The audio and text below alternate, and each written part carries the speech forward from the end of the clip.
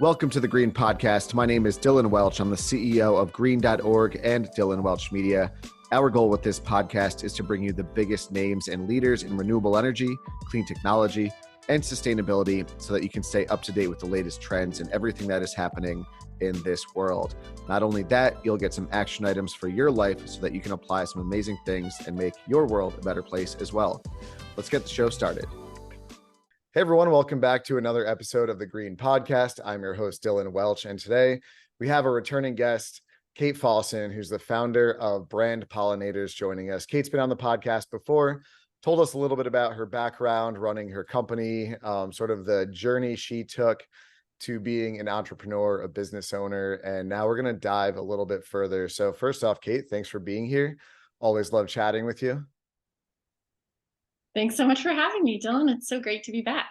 Yeah, of course. So a couple things we are going to kind of talk about today. One, we talked about how you do a lot of networking and connecting people who have sort of these like-minded journeys. I wanted to start with that, and it's been on my mind since you kind of brought it up, because I think it's something that I'm definitely lacking in my business, and it really sparked something where I want to kind of make it happen a little bit more. So can you share just maybe some stories or some experiences that you've had of where that, connection happens, or where you've seen two people that maybe might not have known each other interact and positive, good things come from that?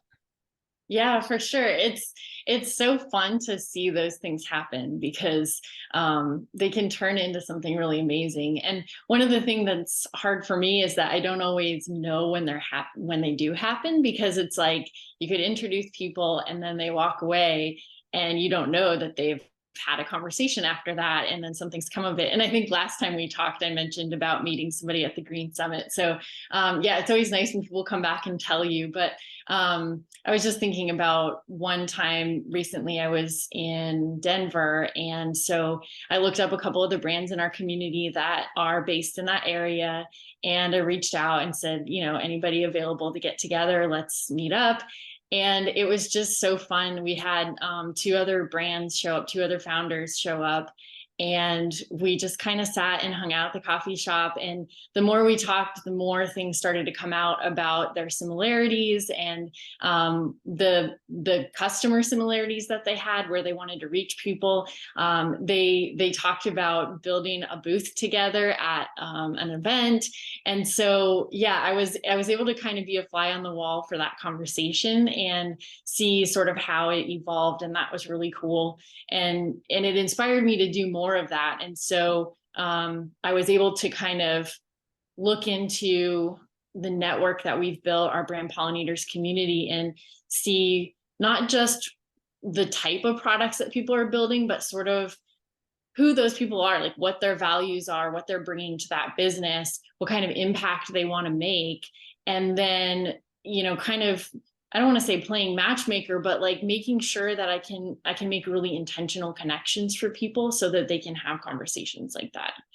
That's amazing. Yeah. It's we have, especially when you're marketing or you have a company, you want to be obviously digital everywhere, social media, email, newsletters, podcasts, whatever it is. But even a quick 1 or 2 minute conversation with someone in person can really have, a lasting lifetime effect. It's just that sort of personal interaction that I feel we sort of miss out a lot on. I think we kind of tend to use the Zoom or the computer, our phones, as kind of a crutch to not do that. And it can be a little bit scary and overwhelming, and you can get social anxiety sometimes of going out to these events. But I found a lot of times when you do, you end up having a really good time and you meet people. And especially when you are networking or meeting people, in the sustainable place, we all tend to have pretty good intentions. So it's even if we can't directly work with each other, maybe I can make an introduction to someone, and you never know where that rolls into. So yeah, that's exciting. Tell me a little bit more about the community that you've built. How do we get involved, and how can we support that? Yeah, of course. The Brand Pollinators community has really definitely been an evolution. I mean, we started out trying to offer consulting services. And, like I said before, just realizing, okay, emerging brands at this stage just really don't have a budget for consulting. What can we do to support them? And so we started, just offering things that would help them grow. And in the process, yeah, there was a lot of connections being made, like, oh, you should talk to so and so, or maybe you guys can get together and figure something out. And so that was really kind of how the community started to evolve. And we always wanted it to be like that. We wanted to make, we named our company Brand Pollinators for that reason. But one thing that I've been really hesitant on for a really long time was the platform for where people could interact as a community, because a big piece of what a community is the connections between the members. So, we send out a newsletter or like an email that has some really cool stuff in it every week, but it's not really engaging between members. It's sort of disseminating information and sharing things, but not necessarily promoting interaction. And so I was so hesitant to create a platform because, everybody's got a Slack channel and there's Facebook groups and, LinkedIn groups, and there's all these different places where people need a password and they need to log in and, remember to go there and check it. And I just didn't want to create something else that people were going to have to remember to do and think of. And also those kind of communities, they have to be really active in order to be effective, because if you only have people sort of engaging once a week, then you don't have people coming back a lot. So it's definitely been an evolution of that. And I think one thing I've realized is that I'm more of an introvert, especially, like you said, going out to those events. Sometimes it's hard to do because it's like, I'm going to have to talk to so many people. But I found a lot of the founders that maybe we kind of attract this type of personality, but I found a lot of the founders that we work with are also kind of introverted in that way. And so it's been really fun to sort of make more one-on-one connections for people. And the community has really been growing in that way. Sort of organically. It's definitely a slower growth than if we were, doing big major events and things like that. But I find it to be, there's some really authentic connections happening. And, we played with this idea of this founder. Well, I came up with this idea of sort of like a dating app where the founders could kind of connect with one other founder who had something in common with them that they could learn from, they could share some information with, they could help each other. And that was so cool. We ran a couple pilot rounds of that, and we were able to kind of introduce people one-on-one. They would meet two founders every month, and it was really neat to be able to, they could learn, okay, what is, you have products on Amazon. How did you get in? What do you do to promote those products? Or, something very specific, like a type of packaging they're using. And then what came out of it was, they got some very specific information they could use to grow their business. But even probably more importantly, they connected really in depth with one person who had a lot in common with them. And so that's sort of the way that our community's been growing, is more like one-on-one small groups, and just kind of expanding that network and being really intentional about it. Yeah, it's just about like quality over quantity, right? Instead of just blasting something out, hey, I need help with this, and then no one really wants to engage because they don't think they're the right person. It's like, hey, let me get specific and connect you with the exact person that can help you with your problem. And that's really what kind of like networking in person is too. It's, just these one-on-one connections where eventually they can kind of spiral off and something good can come from it. I like that, the idea for the platform. It's kind of like Tinder, but for like business owners to help each other kind of find something. I'd sign up for that. Yeah, no, it was really cool and people loved it. But then it was first of all, people don't really want to pay for it. And I think the main thing is because it is really hard to measure that ROI. We talked about the idea of like, people can have a conversation and it can be life-changing, or, it can completely change the trajectory of their business, but you don't necessarily hear back from them about that. And it's really hard to measure.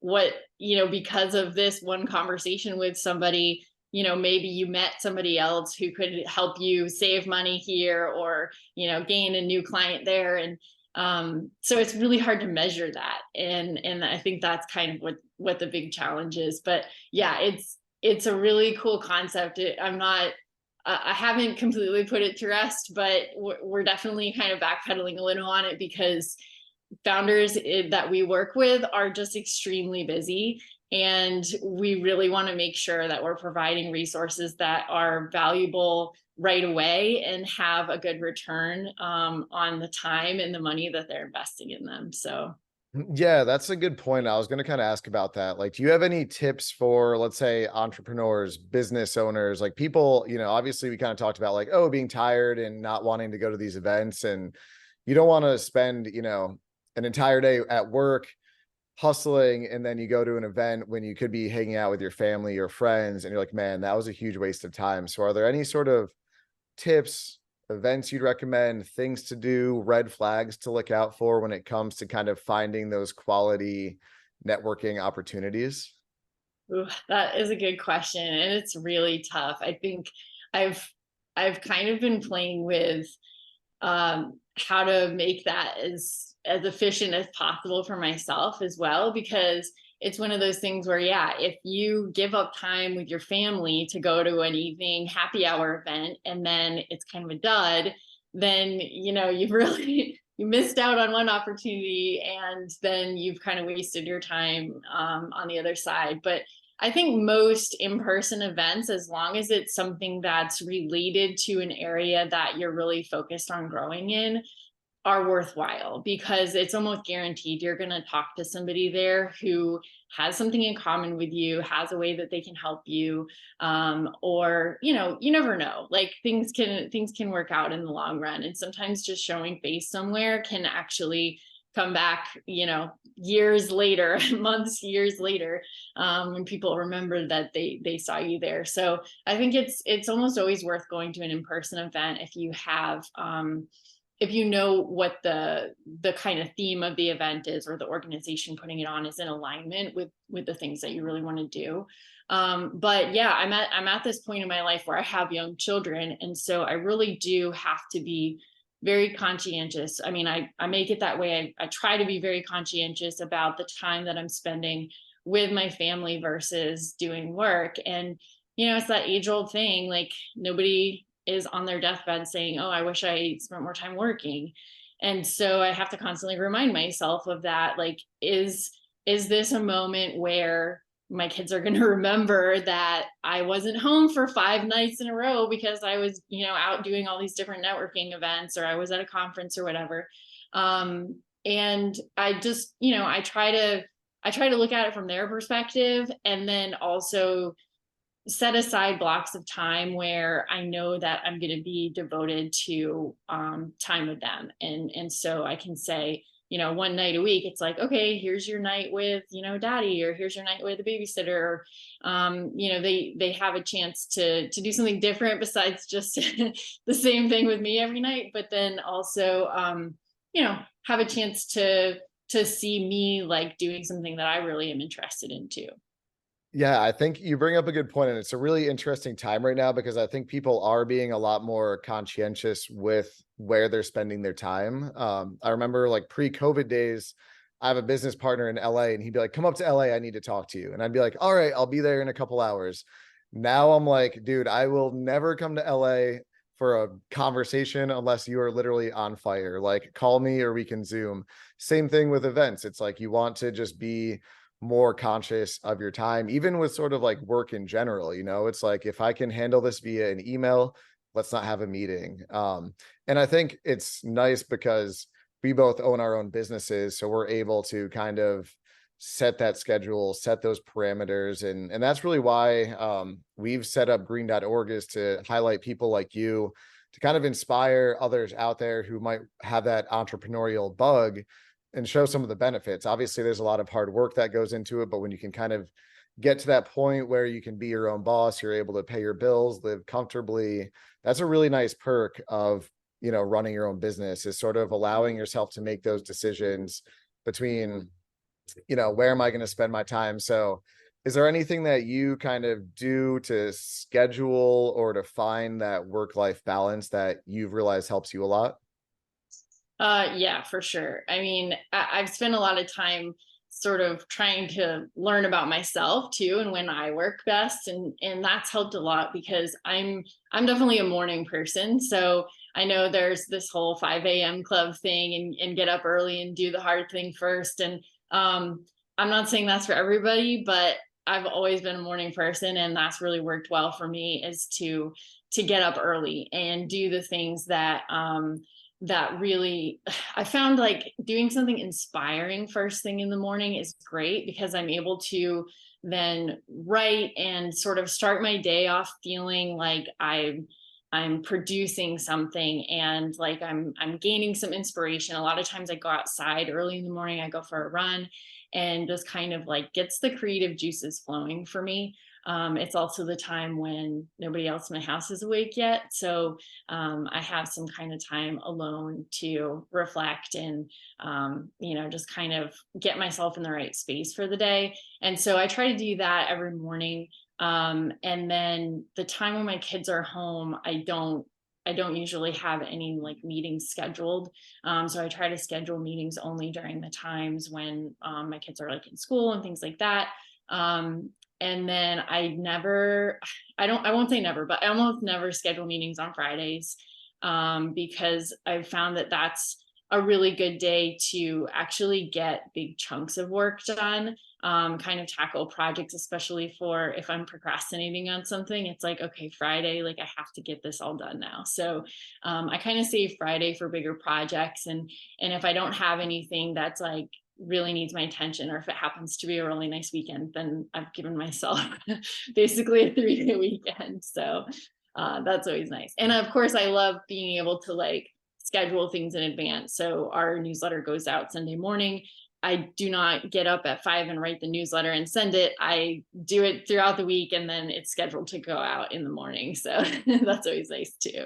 Nice. Yeah. So you kind of like time block out when you're going to be working on specific things, when you're having meetings, when you have your free time as well. I do that too. I add in my calendar like blocked off for like free time for me so that no one can go in and schedule anything. Yeah, I like that. What does your day generally kind of consist of? Because you said you wake up pretty early. Like, do you sort of have like from 6 to 7, I journal and I take care of this, then from this to this, or is it a little bit more kind of free flowing? It varies. Sometimes I'm pretty regimented in what I do in the morning, and then after a few months it'll like change, and I kind of have to adapt and do something different. But typically I will go for a run in the morning, and I tend to write after that. So I'll sit and journal when I'm done writing, and I've been doing a lot more yoga lately in the morning as well. So that's great. I try to drink like a lot of water first thing in the morning because I tend to forget about that throughout the day, but it really helps me, just have like a clear mind, honestly. So yeah. And then, I always eat breakfast. I love breakfast. So it's like very exciting to me when I have breakfast. So I'm a big breakfast person, and yeah, like we have routines with the family too that we do. I don't necessarily always eat breakfast with the kids, but I always eat dinner, like as we always eat dinner together as a family. We always go for a walk after dinner. We walk our dog, and we always read before bed. And so it's just nice to have some of these things in place that are like important. I find important, and studies show important to like have dinner together and read together and things like that. So those things we have built into our daily routine. Yeah, that's good. And you mentioned like yoga and running. Have you always been pretty healthy and active and fit, would you say? Yeah. And I didn't always love running, but when I was pregnant, I remember watching people running out the window. Dang, that looks so cool, just to be able to like go run, and I just feel like we blob right now. So I got a lot more into it after my kids were born, because I kind of thought about when I couldn't do it that I really wanted to, and so I have much more of appreciation for it now. But yeah, I was a 3 sport athlete in high school, like captain of the track team and all that stuff. So yeah, I've always loved sports, and being healthy and active is a really big part of my life. And growing up and to this day, I mean, my kids are real active, and I'm a big advocate of like eating healthy foods that are, fueling your body too. So Yeah, I mean, it all really plays together. Like I remember my last job before I left and started my own company, I was working pretty much like 24/7. I was always in the office and I rarely ever got to work out, and I really like to be active. And I just remember that was one of the major deciding factors of kind of leaving that job, was like literally my health is deteriorating because I'm not able to meal prep or eat healthy. I'm just eating like McDonald's on the way home after a long day and I'm miserable. And that was a big factor. And that was a big factor of how I kind of set my schedule too, is I block out times each day where it's like, no matter what happens, I'm going to go to this workout class. And then I think too, and I mean, I'm sure you do, but like, it's really good to be able to sort of disconnect from work and go do something very different and very active and like get the brain flowing in a different way. And I found that a lot of times when I'm like pushing myself really hard physically, it helps me kind of like solve those business problems just by sort of pulling myself away from, whatever that problem has to be. So that's a big thing.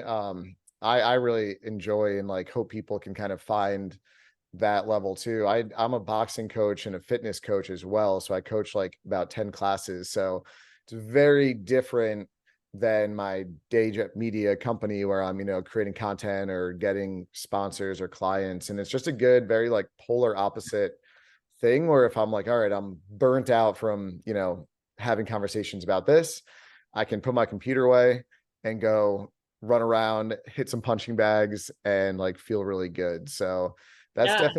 definitely a major thing, I think. And I've noticed like a lot of people nowadays are definitely prioritizing that. Whether it's yoga or whatever it happens to be. Yeah, I need to like sign up for your class. Yeah, come check I, it I out. And I've yeah, met a lot of like people in my like from those classes too, kind of talking about what we were talking about before, just like you never know when you meet someone or have these one-on-one interactions, it's like a new network of people and they're not necessarily in sustainability or business, but they're healthy, they're fit, and they all kind of like that all kind of tends to sort of attract one similar mindset, and I've become friends with those people and we've like helped each other in other ways too. So it's a good way to other sort of networking opportunities, is like finding that health and fitness community. yeah, I know. I love like just kind of talking with people and seeing what they're interested in, and you never know where those connections are made. When you're talking about doing something opposite of work, though, it reminded me of like when I'm running, I think of it as like my body kind of has to like catch up to my brain to slow it down. Like my brain as an entrepreneur, I feel like a lot of people deal with this, but it's just like I feel like my brain is always trying to solve problems, and always thinking about how I can do things differently, or what I need to do next, or how I can grow, and so sometimes like running for me is that way to just sort of like my body is like pushing so hard that my brain has to like slow down to like pay attention to it. Yeah, there's probably some sort of like scientific explanation, but what I really like to do is like go to like hit classes where you Mhm. can show up and there's like a pre-class already made, there's a coach. And then I love that because you can just show up and like you don't have to think. I just like basically like black out and just like push my body as hard as I can. And it gives my brain a break, and then it makes my body feel good, and like whatever chemicals there are get released, and then I feel nice and refreshed. And I'm like, cool, now I'm excited to like go back and solve that problem. Because if I just did that for an hour, sending out that email I was regretting seems a lot easier after that. Yeah, for sure. And I think I feel like it's more relaxing too. Like your body kind of brings everything slower and relaxes your mind a little bit too. Yeah. Has it been pretty hard for you to kind of find the balance between staying healthy and active, having kids and a family, and also a career? Like, is that kind of like three plates spinning at all times? Yeah, I mean, I think a lot of it does have to do with routines. Like when you know what's really important to you, then you make it work. I mean, I I try to, obviously stock my house with food that I want to be eating, and my family kind of has to be on board with that if I'm the one that goes to the grocery store. But I try not to have things around that I don't want to eat, because if I see it, while I'm working mostly at my house, I'll come across, oh yeah, look, there's a whole bag of Oreos here. But I try to keep healthy things around the house, and yeah, it's kind of crazy to try to balance all the different things, but they're all important to me. And so I think it's a lesson for, it's constant battle for me, but it's also kind of a lesson for my kids too, to see that I'm working on something that I'm really passionate about. And they get kind of excited about things for me too, and then they get on their own projects, and they get inspired to kind of create things on their own. And my daughter actually created her own camp for kids, and I mean, she's really young, so it like doesn't even make sense, but it's really cute. I mean, she's developed all the curriculum for it. She's like mapped out the times for everything, and it's just cool to see how she's kind of taken some of the things that she's seen me working on, and sort of build that into something that she wants to do too. Yeah, that's amazing. I mean, it's definitely clear there's that correlation of, if your parents are doing something, whether it's a positive thing or a negative thing, that will definitely get passed on to that next generation. So glad it's positive things. I'm sure she'll be an active entrepreneurial kid herself someday For soon. Sounds sure, like she yeah. already is. There's always negative things too, and that's what's stressful about it, is that you can't prevent the negative things from happening. You just kind of have to roll with it, and know that some days are going to be better than others, and you do the best you can. Yeah. Well, okay, let me ask you this. Like, let's say there's someone listening and, whether they have a full-time job or they run their own business and they just don't really, they're not able to find the time to either go out to networking events after work or connect with someone and have those opportunities, or even just sort of find the time to like go out and exercise. You've obviously been, extremely active and healthy and fit for a long time. Do you have any just sort of tips where you can like point them in the right direction, little small steps that they could take to kind of start getting out there and doing those things? Yeah, I mean, I read I think it's called Designing Your Life by Bill Burnett. And that's a really cool book about just kind of reverse engineering where you want your life to go. And so if you kind of know in the back of your head that, oh, I should be doing more exercise, or I should be eating healthier, or there's things that you really want to do, and you think in the future you'll be that kind of person, or you want to get there at some point, start right away and look, kind of reverse engineer, like what can you do first to start working in that direction. And like, I was looking at I thought, okay, how many books have I read this year? Because I like reading and I think it's really valuable. And so it's like, okay, I want to be a reader. Like, how many books did I read this year? I thought, oh, well, I only read probably 6 or 8 books this year. But then I realized, no, I read like 20 books to my kids. We read, like, I am slamming through the Harry Potter series right now, like reading aloud. And so that's one of those things where, because we made it a routine, it's now like, okay, I've checked the boxes. Like, I've been reading all these chapter books to my kids, which, maybe some of them are more kid oriented, but I mean, Harry Potter, like, who doesn't love reading that?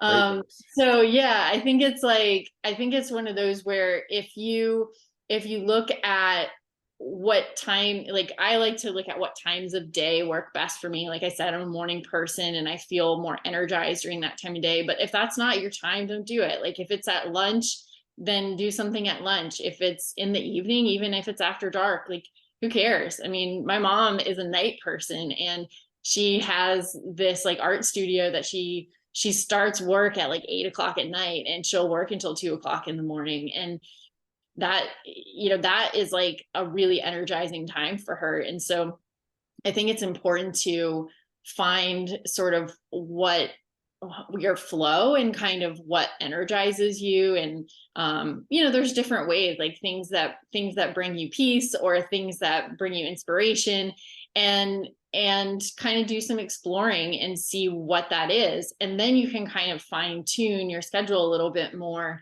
so that you can maximize that time, and really sort of stack with things that need to be done, or things that kind of drag you down. I think in that book, actually, they talk about balancing the time between, okay, if you know that going to these like board meetings is really boring and it's, going to take up a big chunk of time, like what's something beforehand you can do that would relax you or energize you, and what's something afterwards you can do that would kind of reinvigorate you. So I think those are good ways to think about it, and that idea of sort of looking at the long-term picture, and then making like small steps.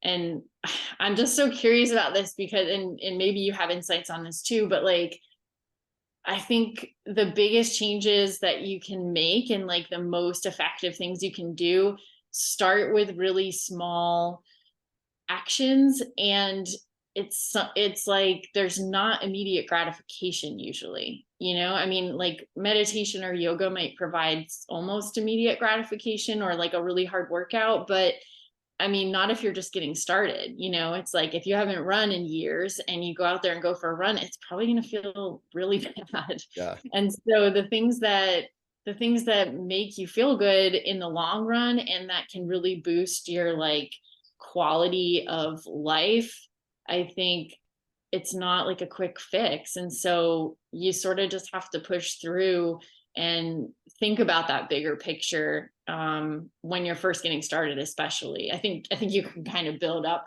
habits that inspire you as you go. But yeah, no, that's a perfect explanation. I think like what you're trying to say, and really are saying, is like visualizing how you want your life to be, and then sort of slowly working towards making that happen. But one point you really bring up is, again, like that first step of doing anything is always really difficult and it's scary, whether that's going into a new gym for the first time or running for the first time. And I've like tried, it's kind of weird because that I know how scary that feeling is. And rather than like being nervous about it or afraid of it, I try to like find opportunities that make me feel that way. Because that means you're challenging yourself and you're pushing yourself to do something out of your comfort zone. And I used to be like, for example, going to a new gym or like a new workout class can be really scary and intimidating.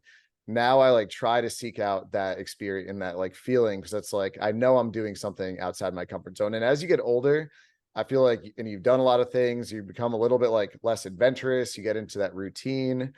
And so you don't really get that feeling very often, because you're like, well, I could go to this workout gym or whatever that is, but I could just, stick to what I'm doing and stay at home and watch TV. So yeah, finding like those opportunities that do make you a little bit nervous and just like embracing it and being like, I'll probably suck at this for the first time, but yeah. knowing that, when you do it, you'll feel so accomplished after and good about yourself. And it wasn't as hard and scary.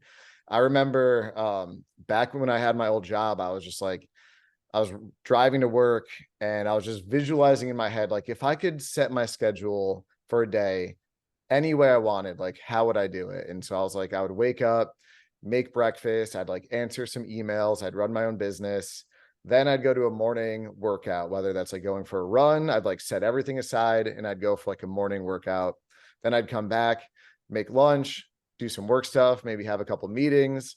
And then I would either like go out and do some sort of fun social activity that I enjoyed, go on a date, or like go to like another workout, just some sort of like getting outside other work stuff.